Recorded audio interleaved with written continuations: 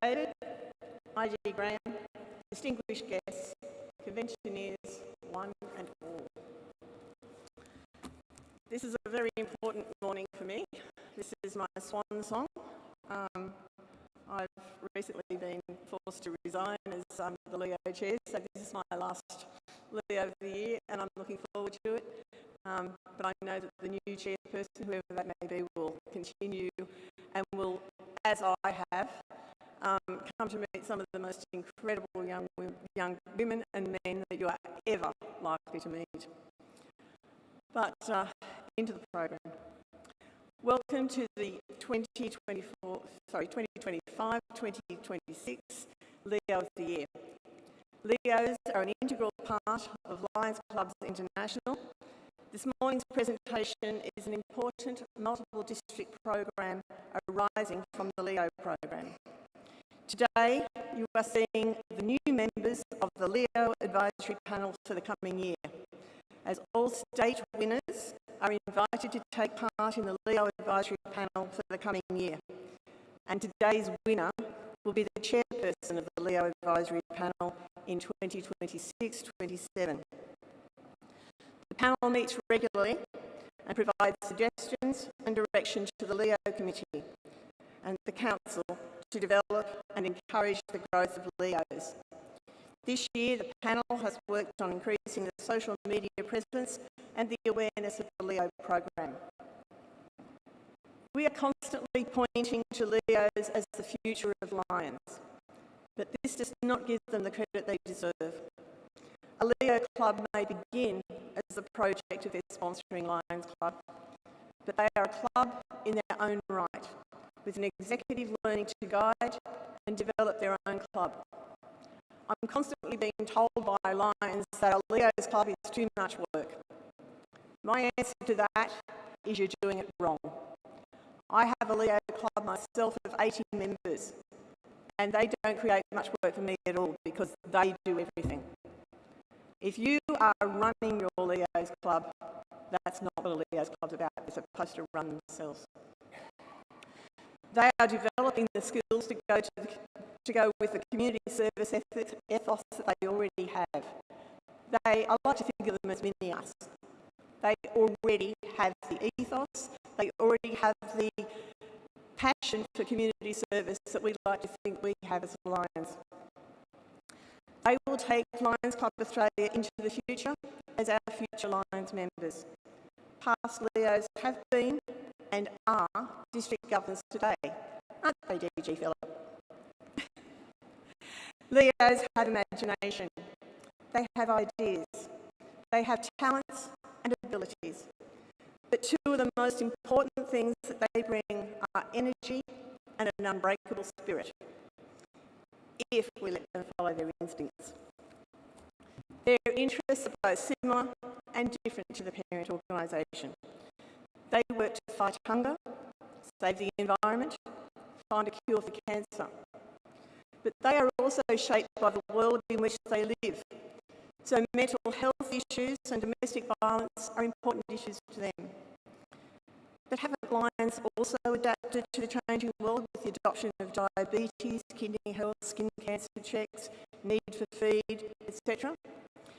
Take the time to have a look at some of the entries in this year's Leo Club Project of the Year in the posters on the Leo stand. Once again, the judges of that competition have found the entries inspiring. Wonderful, young, generous people are out there. I receive emails every week asking for a nearby Leo club for them to join. Unfortunately, I have to often write back and say, sorry, there isn't one.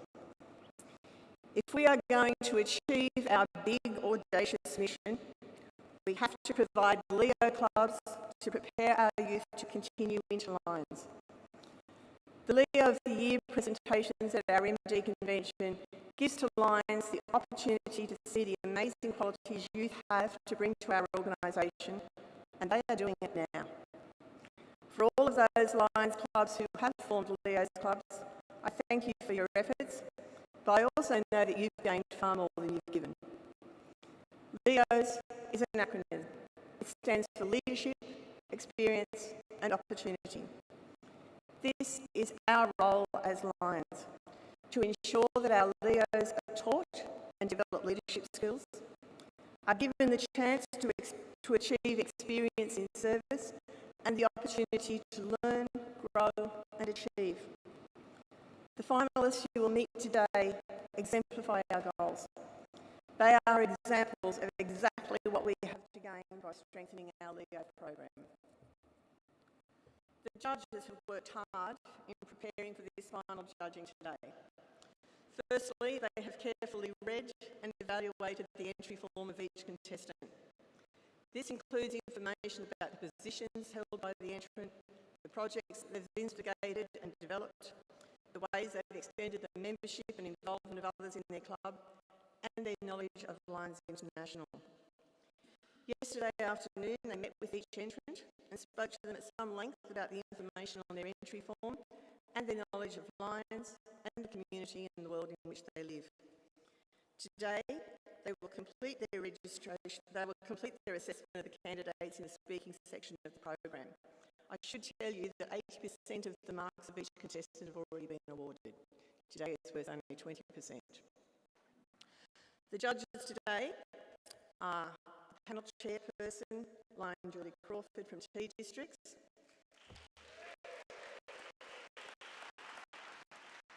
PDG Donna Hedges from Q Districts, PDG Graham Bryant from V Districts, PDG Paul McGuinness from N Districts, and our community judge, Renee Panigotu, a youth officer with the Latrobe City Council.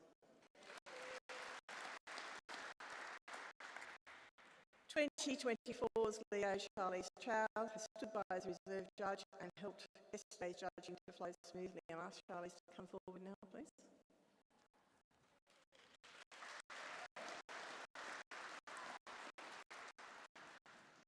You'll be hearing from our current, for the next couple of hours anyway, Leo of the Year later this morning. The judging criteria and the prizes are outlined in the program, so with no further ado, you can now meet these wonderful Leos. You'll be able to meet them after this morning's program in the foyer, where you'll be able to talk to them and learn more about them and their service. We hope that you, the conventioneers, will take the time to talk to them and learn more about our Leos and the Leo program. It may even inspire you to return to your own Lions Club and sponsor a new Leo club in your area. I wish. These young finalists are unique, but there are plenty more young people out there who are willing and eager to serve their community. Please feel free to approach any of the state coordinators or me if you want to know more and or need help to start a club. This year, we have 5 finalists who I'll introduce to you now in the order in which they will speak to you today. I will also ask each a question so that you can get to know a little more about them. This does not form any part of the judging. Our first finalist is Ruslan Batmanda from the Merriweather High School Leo Club in N3, and she is accompanied by past District Governor Peter Perry, State Coordinator for N Districts.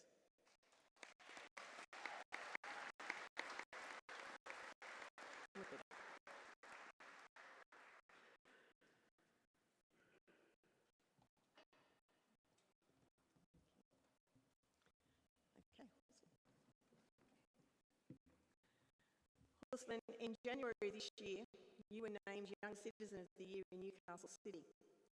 Much of the work you performed to win this award was as a member of your Leo Club. Can you please tell the convention how Leos has helped you to develop into a valued citizen? Thank you. I first want to say that I am really proud. In fact, I think I am most proud of being a Leo. Because Leo clubs and Lion clubs teach us skills that our classrooms don't. How to be a good person, how to be a good leader, how to be a good team member, how to be a good communicator, and how to be a good citizen. But what does being a good citizen really mean? It means different things to everybody, but for me, means giving back to my community. As an individual, we can achieve a lot of things, but as a team, we can achieve so much more, and that's what I've learned from Leos. One of the first projects that I've had the pleasure of working on in my Leo Club was the Book Nook. Simply, inspired by our love of reading, we decided to create a library in our community for disadvantaged children in our community who didn't have the same access to books that we might have had growing up. We collected secondhand books from our school classmates, our teachers, and other schools, hoping to use these books to fund a miniature library in our community shopping mall. And it's a huge success. 3 years later, that Book Nook is still running today, with over 3,000 books collected. Another project that we worked on is Love from Leos. We think about how many of us might have grandparents or family members in aged care homes who might not often get visitors or might not often get to see their family because of work commitments or living far away. And we Leos, having the time to do so, want to remind them that that they're loved. We decided to create a project where we send them letters each month, handwritten, to remind them that they're loved and that we're here for them. And we think of them as our own friends. So those are just some of the projects that I've created, but with our team, with our Leo Club. But they've had a huge impact on our community. And why did we create these projects? As we all know, the answer is because we do these sort of things as Leos and Lions, not for any recognition or reward, but because it's our passion, it's our heart, it's our passion to help others, to serve those in need. I think that's what it means to be a Leo. And we just didn't realize how huge of an impact that these projects had in our community until I received on behalf of the Leo Club the Young Citizen of the Year Award. Our community truly values these contributions, and it just shows how meaningful that Leos and Lions are in our communities today. That's all I have to say. Thank you. Yeah. Muslim?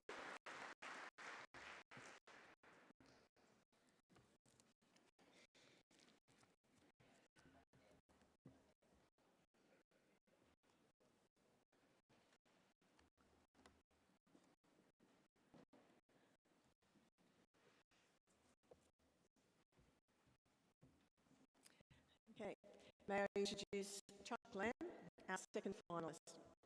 Chuck is a member of the Melbourne Next Generation Leo Club. Oh, and a few supporters here. From District V14, he's accompanied by the V District State Coordinator, Lion Lee Walkington.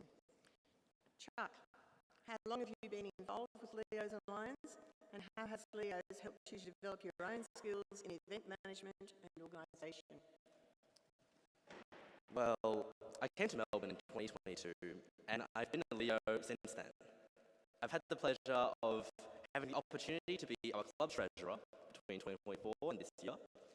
And being a treasurer, it really opens your mind to the admin side of things, the organisation skills that come with accounting, managing the financial books and the records of the club. I know. And the added pressure with knowing that my decisions would actually mean something to the club has really helped me push me to improve my work schedule and ethic. Also, having the pleasure to work on different events has also helped me with my organisation. For example, last year our club did an event where we volunteered at the Ironman Triathlon event in Melbourne, and the one thing I remember most is having to wake up at dawn, drive back to the CBD, and stand in the freezing cold to wait for people to run the finish line. Of course, it's very inspiring to see these athletes that have possibly been up since 3 a.m., having swam through freezing cold ocean waters, run nearly half a marathon, and cycle even more. It's inspiring and enlightening to see their commitment, and it really inspires ourselves to push ourselves even more. Of course, this event hasn't come without its administrative challenges. I would say organizing this event has been quite the challenge for while I have to balance communicating with the organizers, my own Leos Club, and having to deal with the balance of appealing to my Leos Club as well, so that they feel incentivized to participate. All in all, I just found that organising events with Leos and just participating in these events has really enlightened me and definitely helped with my event management and organisation as well. Thank you.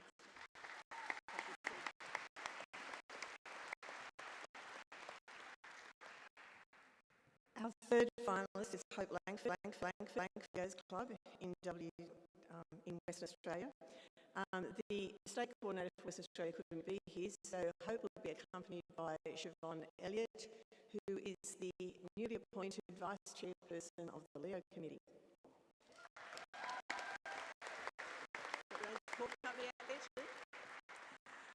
Hope, you are a member of your district Children of Courage Committee.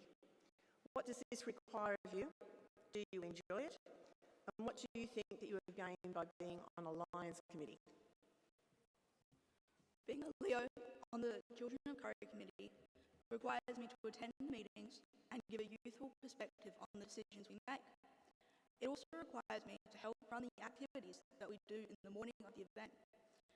I also help to make sure that the event is centred all around the children and is focused on them.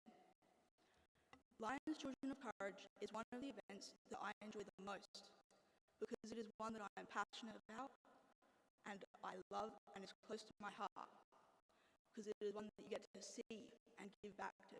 You get to see the joy in the children's faces when they receive the award and get recognised for all their hardship.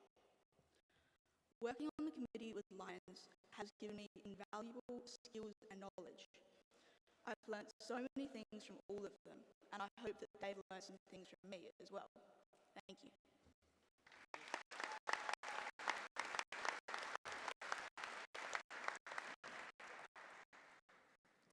Our fourth contestant is Bjorn Hyseni from the Cathedral School of St Anne St James Leo Club in Q2.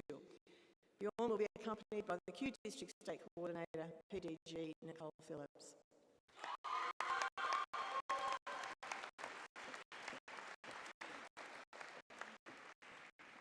Bjorn, what leadership skills, experiences and opportunities have you gained by your membership of your Leo Club? Throughout my time in Leos, I've been privileged to have the opportunity to be a member, the treasurer, and the vice president, which has developed my skills of organisation, initiative, and teamwork. Through Leos, I've been able to gain experience and been able to lead by example, whether that's encouraging participation, or leading the others or supporting my team members. I also work collectively with many of my team members to ensure that all our projects come together from our collective ideas. If it wasn't for Leos, I couldn't ever have the opportunities, experiences, and memories that I've made. Stuff that have helped me through this year, my final year, and assured me through the rest of my life. Thank you.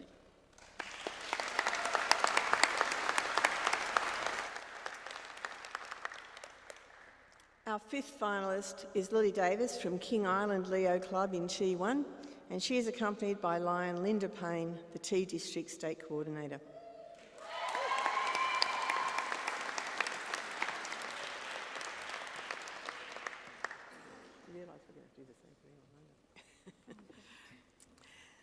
Lily, in a small, isolated community like King Island, how important is the Leo Club in developing a strong sense of community, and how does your club work to improve conditions on the island? On our community, it's very little, so there isn't a lot of things to do, but with the King Island Leo Club, we put ourselves out there and help others out, whether it's helping the elderly people by washing their cars, helping out in their garden, washing windows, or whatever. We also support younger people, especially with Freedom to Feel Fantastic Day, and just make them feel body positive instead of all the negative comments that they get, and just make them feel loved. Thank you.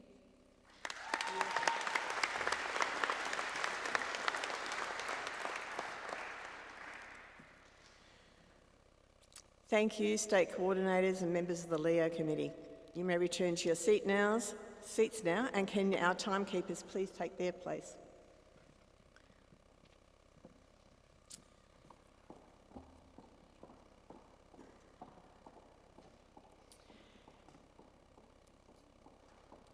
Before we start the speaking by the finalists, I'll just explain the timing. Each finalist has 5 minutes on a subject of their own choice. There will be a single gong at 4 minutes. We get a single gong? And a double gong at 5 minutes. Jocelyn, can you please come forward to address the convention? You guys, you're all ready.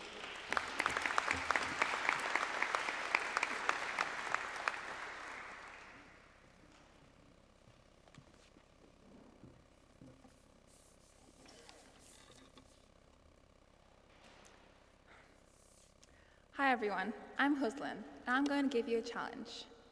I want you all to imagine a jellyfish unicycling across this hall whilst pondering quantum physics. When these words are positioned next to each other, a peculiar image should begin to form. This is the power of language. Regardless of how absurd, our minds are boundlessly and powerfully capable of bringing to life a rich mental image that may otherwise not exist in the real world, especially if you're a highly imaginative child like me. My family immigrated to New Zealand from Mongolia in 2010, when I was aged 2.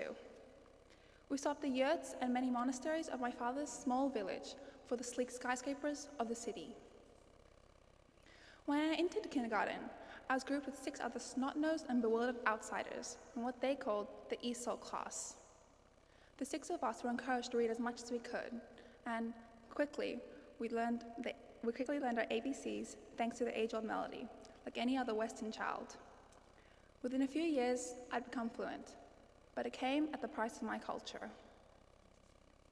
American anthropologist linguist Edward Sapir once said, "Language is the most massive and inclusive art we know." Language is perhaps our most invaluable invention as humans, but it is also our most invisible. It is the glue that holds people together, but it is also what pulls us apart. It has the power to include and exclude, to accept and resist. But given its pervasiveness, it feels almost inevitable for us to develop a numbness to the breathtaking complexity of language. Words are instrumental in every personal, cultural, and psychological exchange that we make. We can shape events in each other's minds through the simple contortions of our mouth and create new thoughts and ideas through the careful arrangement of differing symbols. The English alphabet alone consists of 26 letters. These letters form the underlying basic unit of communication for every single word in the English vocabulary that potentially could and does exist. They're the so-called atoms of human communication. Because of how many letters there are, we quickly become aware of the endless permutations and combinations made possible by these letters. And we realize there's so much more than just jellyfish well-versed in physics. There's raccoons blowing up balloons, pandas doing the tango, and koalas dancing on teacups, all spoken into existence by mere words. Perhaps then, there are words that have yet to be created to describe experience that we've yet to feel and emotions we haven't felt yet. Psycholinguistics is a fascinating area of research that dives into this intersection between language and thought. Linguists actually argue that the coexistence of various language systems points to a deeper reality about how we interpret and perceive the world around us. In fact, they argue that people who think in different languages perceive the world differently. For example, Mongolian nomads are known to use size when referencing time and space, which contrasts the English language's use of distance. There are consequences to the seemingly microscopic distance. While English people might see time moving in a line from A to B, Mongolian people do not. Instead, they recognize the flow of time as a growing volume rather than a distance traveled. As a kid, I was always confused why people called movies long because my father always called them big. So Mongolians see time and space in absolute terms, sort of like a singular entity. The written language also goes down the page instead of across, and has no forward or backward direction, something that linguists call nonlinear orthography. This all raises the question, is this how they think? And the answer is yes. We don't realize it, but language shapes how we think, how we feel, how we perceive time, how we decide what's possible and what isn't. But here's the thing, some languages aren't written. In fact, sometimes the most powerful language of all isn't spoken. I first realized this through Leo's. Service.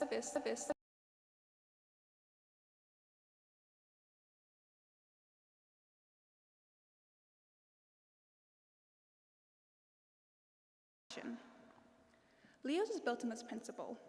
Service is a language that we all in this room speak. It's looking at the world around us and choosing to rewrite the script. It's the belief that the simplest words, let's help, can make a difference around us. So intellectually, I can register that time can be both long and large, and that there aren't any jellyfish operating in unicycles or pondering quantum physics, as of today. As creatures that drift through the ocean and use their nerves to communicate, jellyfish must have a completely different understanding of reality than we do. So, while I can't speak Mongolian anymore, I've learned a new language, service, which has given me the greatest sense of belonging and inclusion that I could ask for. It's one that I want to keep teaching, and it's one that I'm speaking today. Thank you.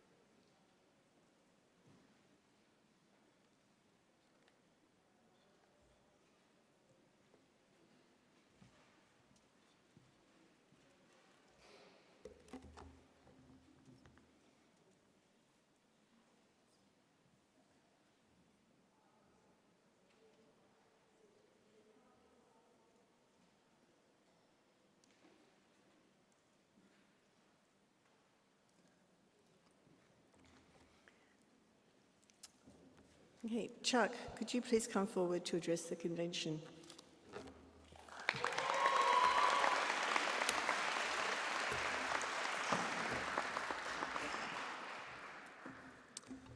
Good morning, CC David, ID Graham, distinguished guests, conventioneers, one and all. Lately, I've been reading this novel called Babel, An Arcane History of the Oxford Translators' Revolution by Rebecca F. Kuang.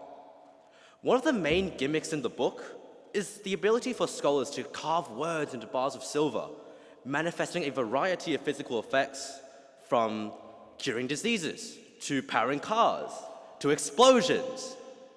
Yes, explosions. While it's visualized in the book in a very fantastical and exaggerated fashion, what really stuck with me was the concept that words had power. I believe that despite our unfortunate inability to weaponize a silver bar, words still bear great power in the real world.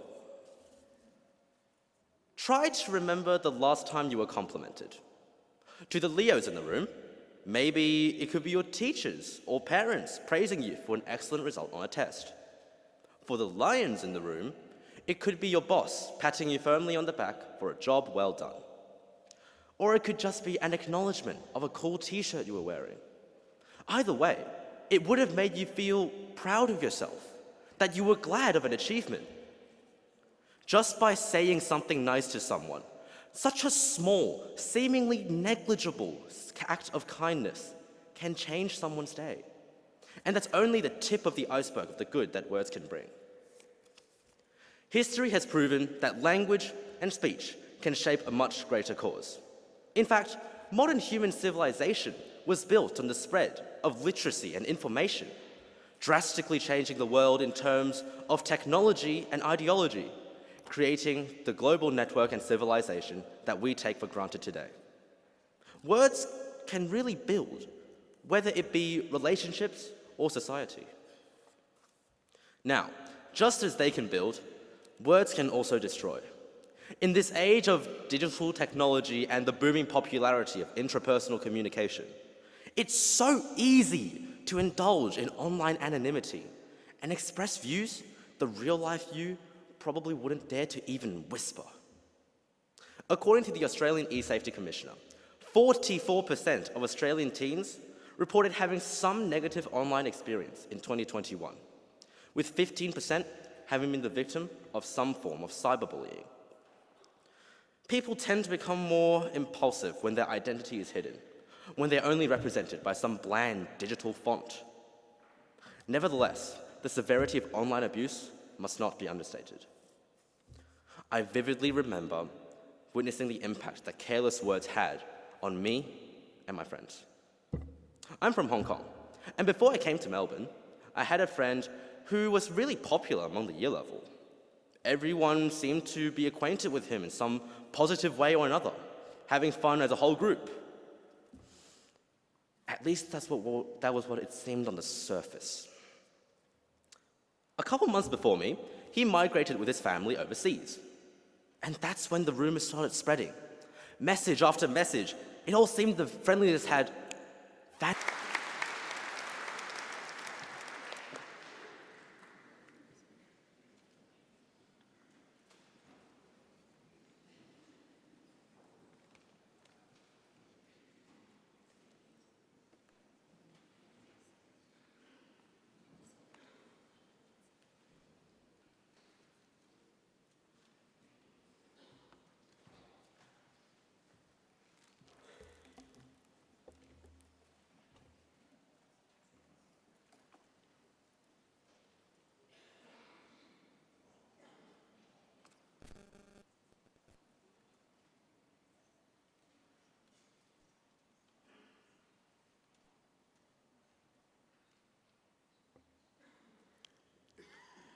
Hope, could you please come forward and address the convention?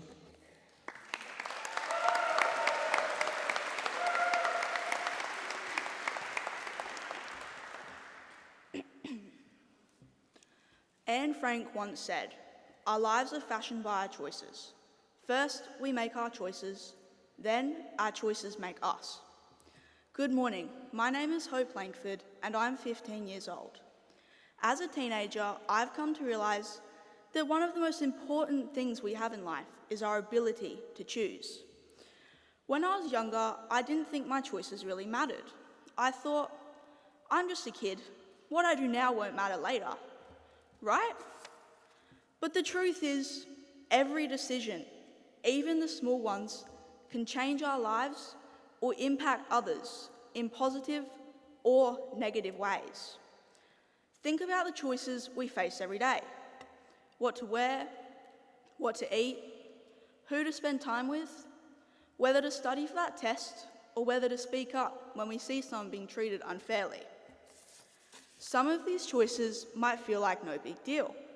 I mean, who cares if I scroll through my phone instead of studying, or if I miss one football training? These decisions might seem minor in the moment, but over time they build up, and they shape who we are and who we'll become. Take school, for example. The choice to put in effort, even when I'm not motivated, can make a difference. It's tempting to procrastinate or let the stress get to me, but putting in the effort now opens doors later. I've also learned that who I surround myself with makes a difference. Surrounding myself with people who push me to grow and make me better, well, that's just great. But on the flip side, if I hang around with the wrong influences, they'll lead me down a path I'll regret. Sometimes the hardest decisions are the ones that require standing alone and being strong in my convictions. Peer pressure is real, and doing the right thing isn't always the easy thing. But I've realised that our choices can either help us grow into someone we're proud of or not, and we don't always see the impact right away. Last year, I made the choice to focus on my mental health, and at the time, it didn't feel life-changing. But months later, I realised that taking care of myself has made me more focused, positive, and confident than ever before. The truth is, we all have the power to shape our future through the choices we make, no matter our age. It's easy to think we have time to figure it all out later, but every decision sets us on a path. The good news is we can always make a change to a different path if the first path isn't leading in the direction we want. It comes from making the hard, right decisions. the ones that align with who we want to be. Over time, these choices define us. This weekend, many of you as delegates will be making decisions that will continue to shape the future of Lions and Leos in Australia. At 12 years old, the opportunity to join as a charter member of the Leos Club of Gosnells presented itself to me. This is a choice that has helped shape who I am now and given me the confidence and courage to present to you all today. If you had asked me 3 years ago if I could imagine myself standing here and talking to you all, I would have said absolutely not. However, the decision to be a Leo has put me on a path that is shaping my future, and I hope will lead me back here as a Lion one day. The next time you're at a crossroads, pause and ask yourself, am I choosing comfort or courage? Am I choosing the easy way or the right way? Will this decision challenge me, stretch me, and push me to grow? Growth doesn't come from what's simple. It comes from what demands more of you. I started this speech with a quote from Anne Frank, someone who sadly didn't get the chance to reflect on her choices as an adult. In 10 years' time, 20 years' time, whenever, when I look back, I hope my decisions have helped me become the person I want to be. And finally, let me leave you with another quote from Anne Frank. We can't control our destiny, but we can control who we become. Thank you.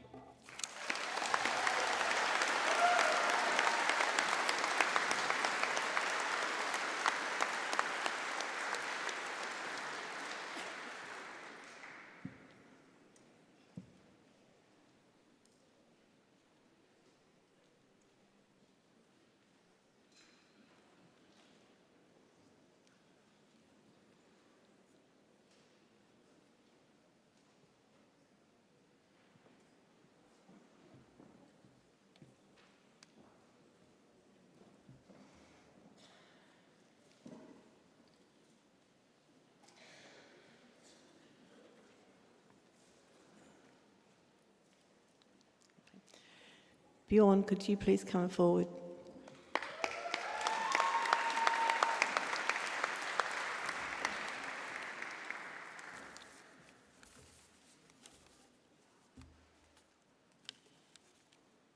Close your eyes for a moment and imagine.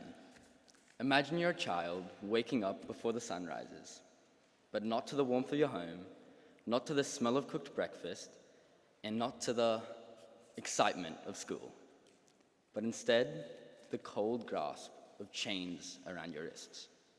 Imagine your hands not holding books or pencils, but instead rough wool and sharp tools. You want to play, you want to learn, you want to be a child, but instead you are a prisoner. This was not a nightmare for Iqbal Masih. This was his reality, and he was 4, just 4 years old. For many of us, childhood is filled with possibilities. We dream of what we want to be when we grow up, or what we want our future to look like. But for Iqbal, his childhood was stolen before he even understood what it meant. Born in 1983 in a small village in Pakistan, Iqbal was the youngest of 6 children, and his family was poor. So poor that when they needed money for food, they borrowed just $12 from a local carpet factory owner. But the real price was their son's freedom. See, Iqbal was sold into bonded labor, a modern form of slavery. And for the next 6 years, he worked for up to 12 hours a day, weaving carpets. He never got to weaving carpets. And sure enough, that factory was no place for a young boy. The air was thick with dust, making it hard to breathe. He sat hunched over, his tiny hands tying intricate knots, his fingers bloodied from the sharp fibers. And then one day, he learned a truth that changed everything. He found out that his debt had been paid off years ago, and that factory owner had lied to him, keeping him in labor. And at 10, just 10 years old, he ran away. He escaped to the Bonded Labor Liberation Front, an organization fighting against child labor. And instead of staying silent, instead of moving on with his life, Iqbal became a warrior. He became a voice for those who had none. See, Iqbal didn't just free himself, he dedicated the rest of his life to help free others. He traveled all across Pakistan, Europe, and the United States, standing in front of leaders, activists, and students, telling the world his story and helping free over 3,000 children. And at 11, just 11 years old, he won the Riekbok Human Rights Award and was awarded a full scholarship to study in the United States, a chance to have the childhood and the future he had dreamed of. But he turned it down. He chose to stay in Pakistan and keep fighting because there were still factories filled with small, tired hands weaving carpets in silence. Tragically, on April 16th, 1995, just months after returning from the United States, Iqbal was assassinated, shot and killed while riding his bike on the street. And he was 12, just 12 years old. He never got to grow up, he never got to see the full impact of his fight, but his voice, his courage did not die with him. Every year, millions of dollars are raised in his name. Charities have been formed, awards have been made, and that small boy inspired the next generation to make a difference. He was just a 12-year-old kid. He had no money, no education, and no initial power, but that was enough to make such a difference in the world. Think about that. We have the voice and the power to act, and that power of one is real. That one person can make such a difference, and it's like rolling a pebble down a snow-capped mountain. Pebble, rock, boulder. Thank you.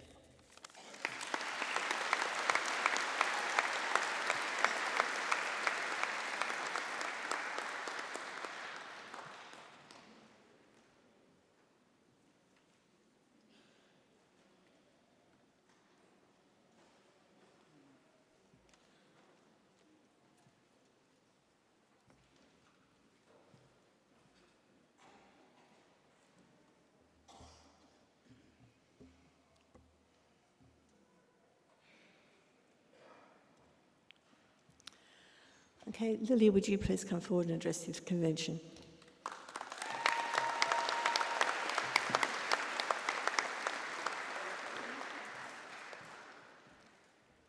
CC David, ID Graham, distinguished guests, conventioneers, one and all. As it is Mental Health Awareness Month, I wanted to take you through my story of mental health and how I got through it. So, who here has suffered mental health? I feel like pretty much all of you have. I have, and I have friends who have suffered. The Black Dog Institute reports that about more than 2 in 5 Australians will experience a mental health issue during their life. The thing is, we all fight battles that are hard, and they leave scars for life. I've learnt that because I'm a friend who sticks by others' sides through thick and thin, a sister who provides support even after struggles subside, the cousin capable of providing a unique understanding and care. I'm a daughter, granddaughter, and great-granddaughter. I'm someone who has always been treated. I'm someone who has always tried my best and been pushed down in the dirt to rise again. But I'm someone who has suffered. I suffered when I lost my great-uncle and my great-grandfather, and when 2 people close to me suffered from mental health. But we all secretly fight battles that no one knows about because it's hard to adequately express what we feel. As a friend says, we push through the battles and scars to get to the other side. I am blessed to have friends and family help me out. There are others who bury me deeper in the dirt though, because they don't want me to succeed and grow and become a better person. They don't want me to do better than them. But the thing is, I am not their competition. and they are not mine. We're all going up against ourselves in life. Each day we could go through life trying to be like one another, or you can set your own goals to succeed. A millionaire will not judge you for wanting to start a business. A songwriter will not judge you for singing. And an artist will not judge you for wanting to draw. But the thing is, it's those who have not been successful that will try to drag you down, just to their level so that you don't grow. If you volunteer, they will judge you because they will not see themselves ever doing that to help other people. But there are people who got me back on my feet, and it is those who deserve my admiration and thanks. When I speak to someone not in my day-to-day life, I am proud to amaze them with how far I've come and what I'm succeeding with. Helping people is what I am great at and what I love. There is one thing that current T1 District Governor Victoria Cochran said that really stood out to me. It's a really great feeling to help someone else. She's right. Helping others is a truly great feeling. And it's something that I would happily do every day just to see people smile. A friend of mine loves the mantra, keep smiling. This resonates with me as I am someone who loves to say nice things and to smile at everyone, no matter my mood, just to make their day better. It's like A.A. Milne's Eeyore. He often declares it may be a gloomy day, but his friends, Winnie and Piglet, seem to always make it brighter with their unwavering friendship, smiles, and support. I'm extremely grateful to those who are continuing to influence me in my future role and service. For all those who took me outside my comfort zone, Jules, for always pushing me to be more confident and to leave those behind who do not support me. Linda Payne, for instigating the King Island Leo Club and for guiding us through everything. My manager, Hayley, even though she's not here, for showing us, no matter what we're going through, to keep our head held high. My grandma, Jackie, for showing me that all the little achievements add up to make great ones someday. And for always pushing me until the end. Lastly, the amazing Kate, who's shown me that I can achieve the impossible, even if it seems like too much. Even impossible says I'm possible. I must also thank her for letting me be myself, being goofy, creative, and smart. I am me. I don't pretend to be like someone else. I am not perfect. I am different. I am original. And I'm not going to change just to fit in and suit other people. I will do what I want, and that's all that matters. In the Bible, in Philippians chapter 4, verse 13, I can do all things through him who strengthens me. Thank you.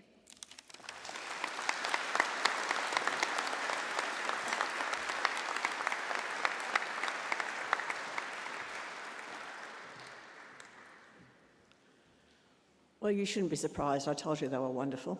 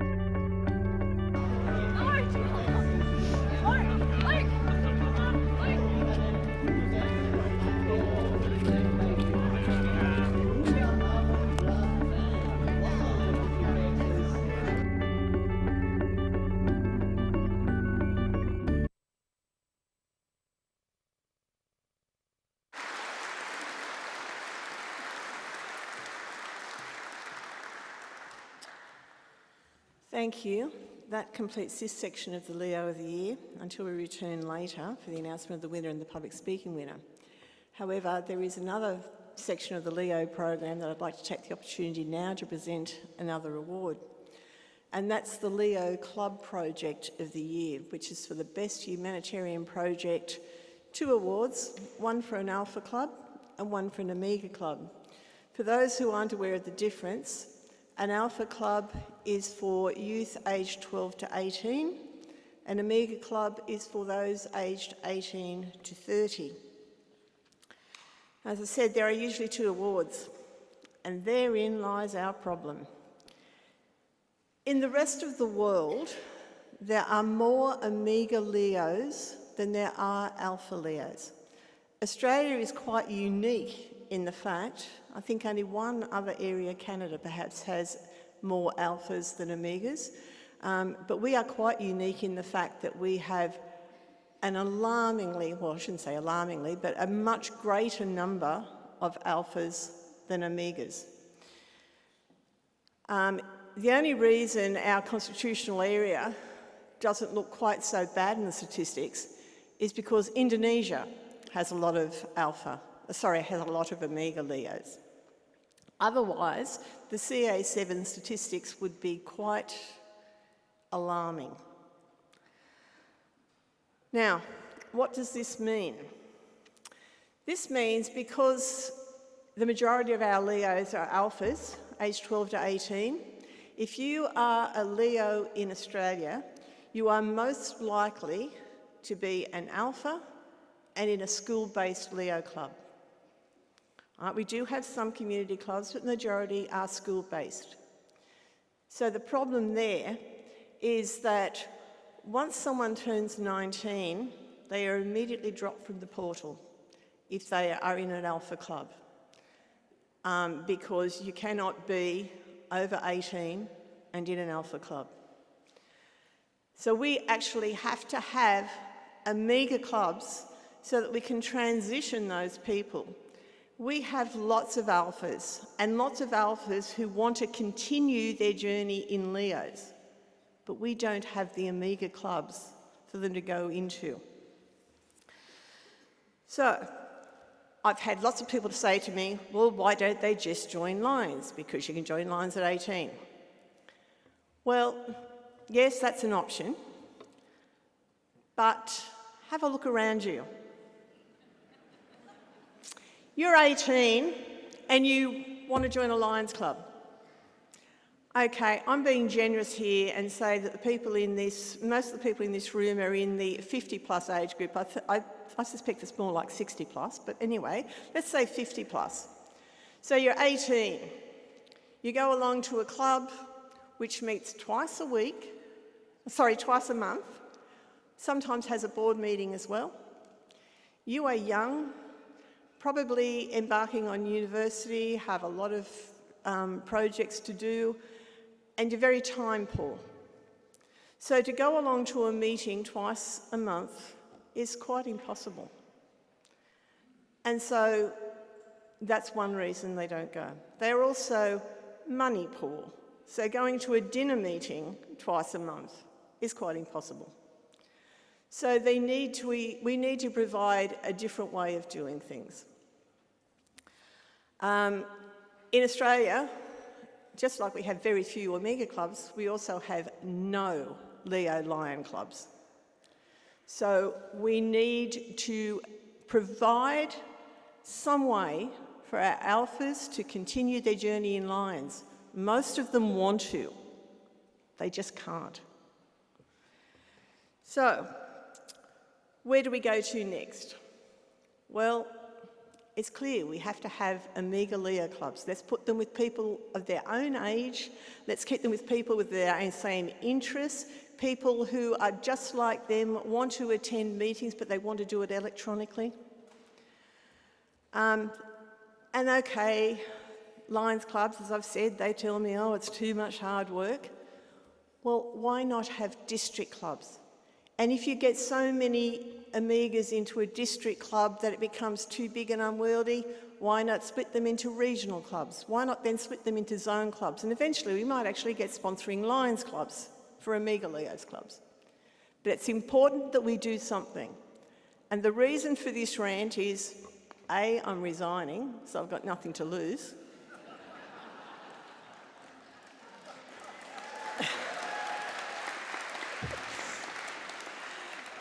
And B, the most important thing is that this year we only had Alpha Leo Club project entries. We had no entries from Amiga clubs.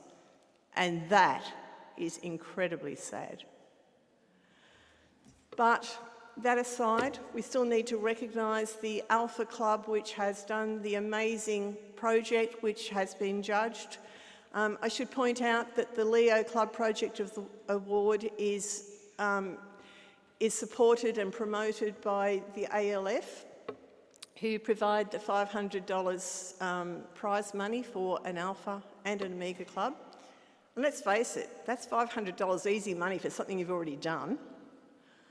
So why don't we get more entries, right? So each of you here who has a Leo club, I expect you to go back home and say, we are entering the Leo Club Project of the Year Award next year, right? They are out there doing amazing jobs. You only have to look on Facebook to see what amazing jobs they are doing. We should have more entries. Rant over. I now ask Tony, would you like to come forward and give the award? No? Alan Cooper, sorry. Okay, I'm behind the times. Alan Cooper, you here?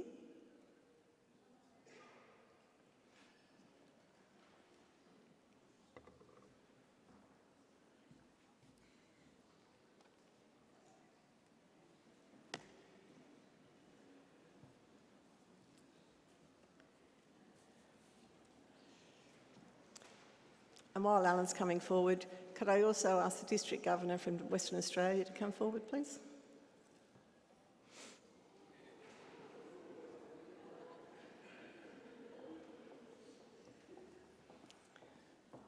We have neither a representative from the Leo Club or the Western Australia State Leo Coordinator here, so I would ask Alan to present the award of the Best Humanitarian Project by an Alpha Club to the Morley Senior High School Leo Club.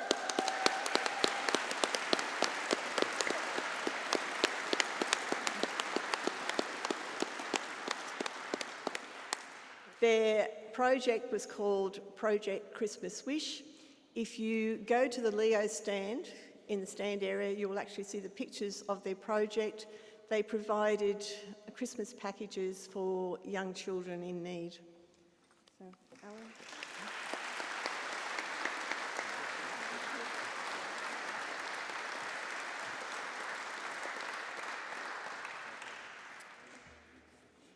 Right, I thank you. That concludes the Leo of the Year. Until we come back for the winner, of course.